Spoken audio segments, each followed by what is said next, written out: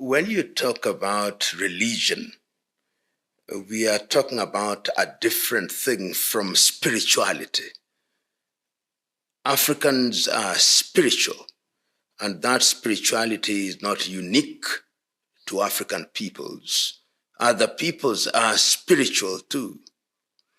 And Africans, whether you are talking about the Yoruba in Nigeria, or the Igbo, or the Ashanti, or the Baganda, or the Bunyoro, or the Zulu, or the Ovambo, or the Ovimbundu, or the Luo, the Agekoyo, they are spiritual because they believe and recognize that they are temporal beings and that there is a superior being.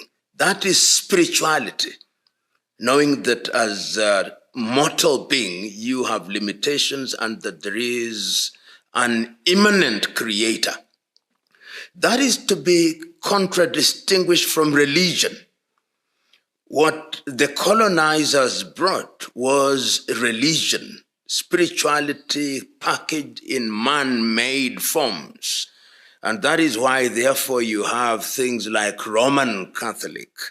You have organizations such as the Anglican Church, the Presbyterian Church, the Episcopalian Church, the Methodist Church. That is religion. Religion is organization of spirituality into a formal thing, which is then controlled by man, claiming to represent God.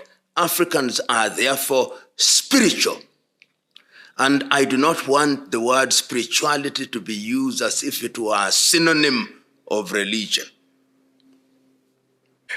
Part of the reason why we talk about religion, I know there is a Kenyan called Mbiti who has written a lot about African spirituality, and he says that Africans are notoriously religious.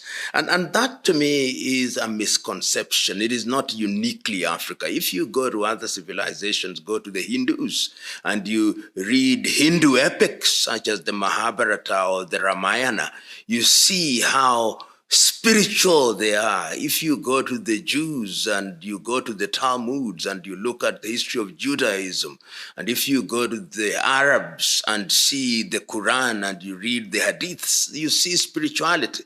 And when you come to African communities, you see spirituality.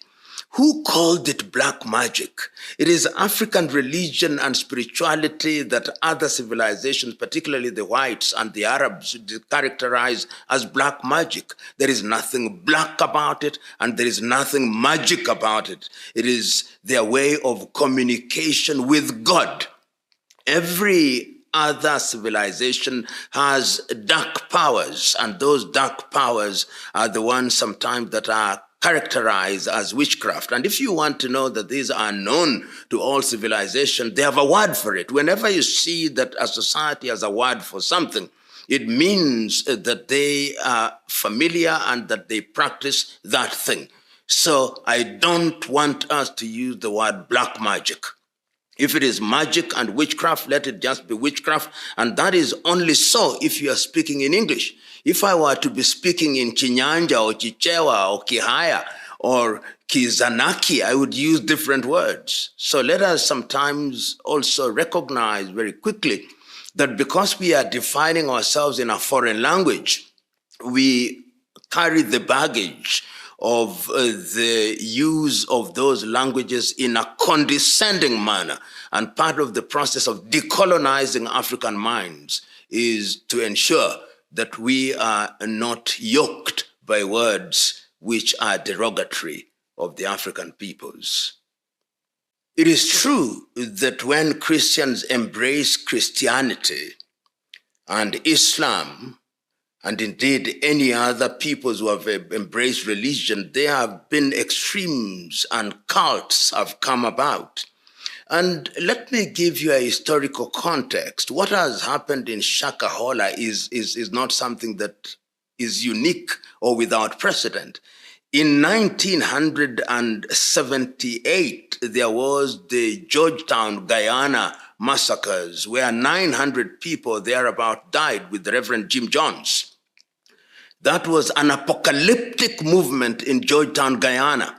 We don't talk about it. And we also remember that in Waco in Texas, the branch Davidians of David Koresh also were subjected to the same thing. So if you look throughout history, it is not true that Shakahola is without precedent. It follows on a tradition that occurs when a people have been confused, and these are doomsday cultic situations that emerge periodically. And if you want me to go to the Bible a little, there are actually predictions of them. If you read the book of Matthew at chapter 24, verse 24, it says that in the last day there shall come many Christs, or who claim to be Christ, and they shall work wonders. And if it were possible, even the very elect would be confused.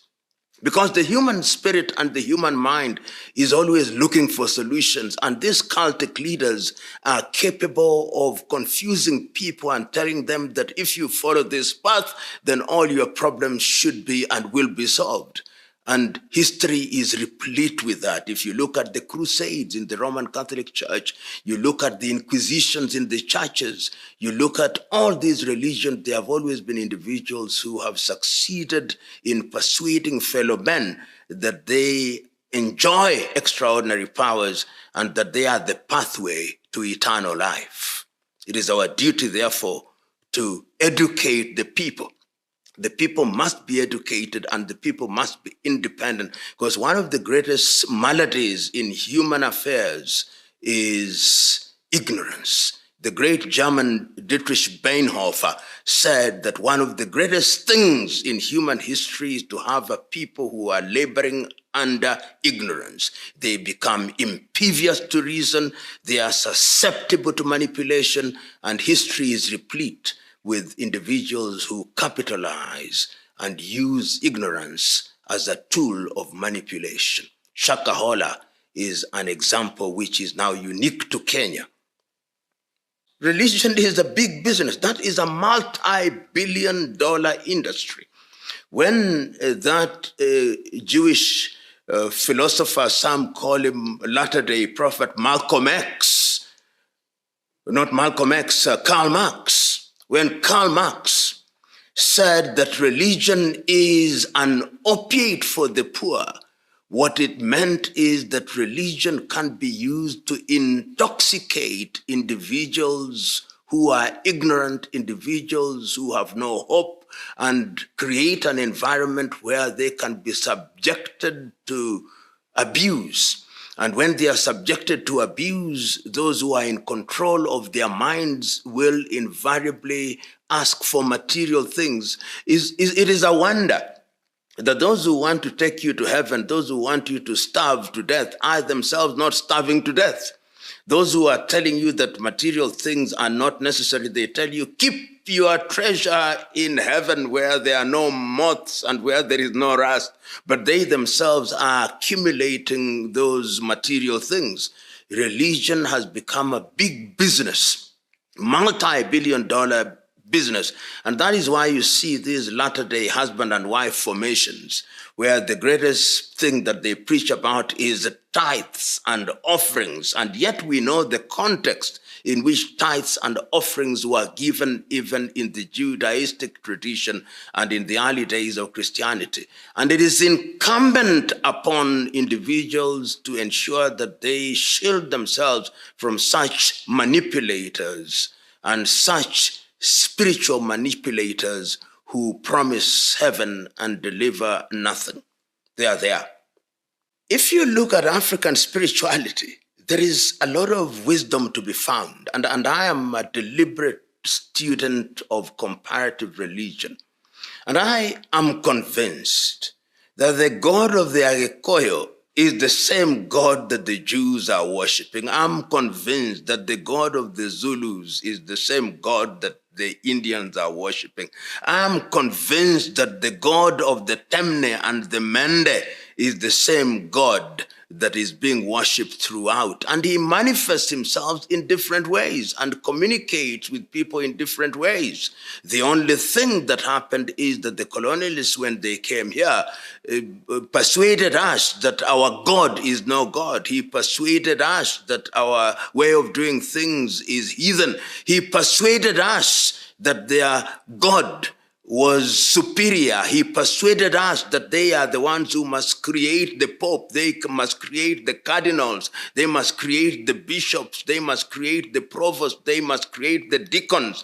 And we swallowed it line, hook, and sinker. We are now going through a phase of spiritual rediscovery. If you look at some of the religions and you look at the manner in which they were founded, you'll be amazed. Whether it's the Roman Catholic Church or the Anglican Church, which was founded in 1533 and 1534, to allow King Henry VIII to divorce Catherine of Aragon and to marry Anne Boleyn.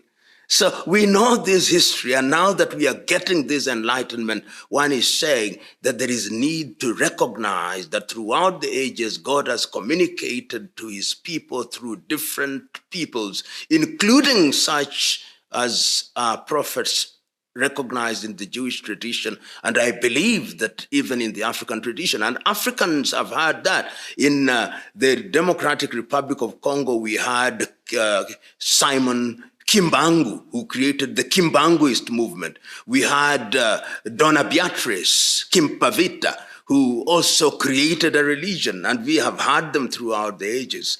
One of the weaknesses that we have had in Africa in the recent past is that we don't write, we don't record all these things. The strength of the other religions, such as Judaism, such as Christianity, such as Islam, or Hindu, or Shintoism, is because they have recorded these things in writing. Therefore, there is a point of reference, while our tradition has been oral, and because of its oral nature, it's not susceptible or does not lend itself to being dealt with in the manner that it should be, that is, dealt with seriously. There is a sense in which when you look at development in its totality, and I think it is Mwalimu Julius Kambarage Nyerere who said it very well, that when we talk about development, we are not simply talking about roads and buildings and other things. Those are important. But we are talking about the development of the human person so that they have self-esteem, so that they are able to be aware of who they are and they know what they are and who their God is and how to relate with that God. But religion, as we practice in Africa today, is indeed one of the factors that is undermining African development. I remember myself saying at a different setting that prayers without action is superstition. Today, you see in many African countries, factories are being closed and they are being converted into church buildings. You see many critical institutions which ought to run being converted into church houses where no productivity is there. There is no production at all. It's just consumption and the collection of tithes and offerings. And the things that we ought to do for ourselves, we are praying and fasting. We are praying and fasting so that we may make cars, praying and fasting so that we may get into the technological world. I've said it and I repeat it. The things that require technology will never be earned through theology. Theology has its place and technology has its place. And in Africa, we are, in my view, even disobeying God himself. If you look at the Christian Bible, it says, go ye and subdue the world, it says. And it says, by the sweat of thy brow, thou shalt live. How can you pray and fast and expect to compete? The Chinese are praying to their God. The Japanese, the Koreans, the others, but they are engaged in research because research is about God. If God says that he has created you in his own image and has given you a brain to think, how then do you think that God is going to supply you with manna and quail? I say sometimes half in jest and half seriously as a term of art, that if there was a kitchen where they were making manna in heaven and making quail, roasting quail and dropping them to man on earth, that kitchen was closed, never to be opened. It is manipulation once again. In the name of religion, men have killed, men have maimed, men have done terrible things in the name of religion. The Christian religion had its crusades where men and women were killed, women were raped in the name of religion.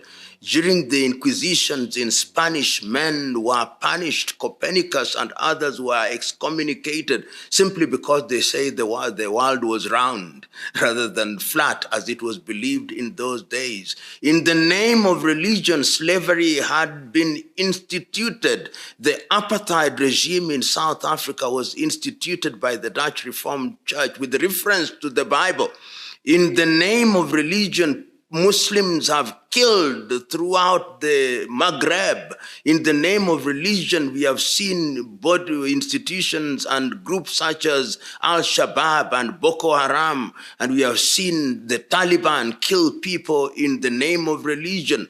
That is a misunderstanding of religion. And if you ask many of these fellows who speak in the name of religion, they don't even understand what they are reading.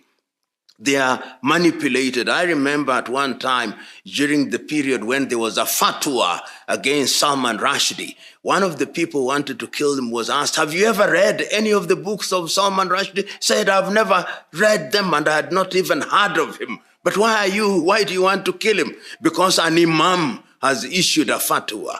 Ignorance is one of the things that leads to religious intolerance and extremism. You know, religion, even atheists are religious in their own stupid way. They believe that they create themselves. So religion will always be there. Man and man's spirit will always be in search of something transcendental.